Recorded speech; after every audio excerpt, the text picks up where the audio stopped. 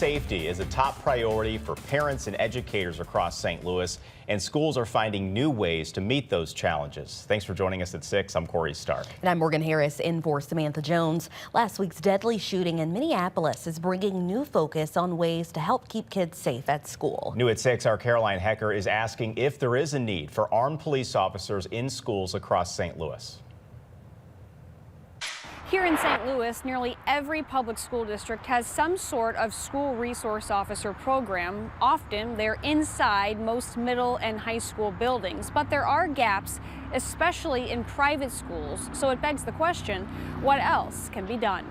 If I go direct to threat. Active shooter training has become an unfortunate but routine part of the back-to-school season. Area law enforcement agencies taking part in intense exercises they hope to never have to use. This here is one of the cameras that was installed. First Alert 4 was first to tell you about the new camera system at St. Dominic High School in St. Charles County. Integrated with law enforcement, it's the first school in the county to offer police live access to the school's cameras when a 911 call is made. Anytime you can offer every tool possible for the safety of your students and of your faculty and staff, you have to do that. It's critical, Welby says, because like many private schools, St. Dominic does not have a full-time school resource officer. This is just another layer of safety and security that allows us to give our students the safest environment that we possibly can for them to be here at school. School resource officers come at a financial cost, one some districts and schools struggle to afford. Manpower among departments can also be a hurdle. The gold standard would be to have an officer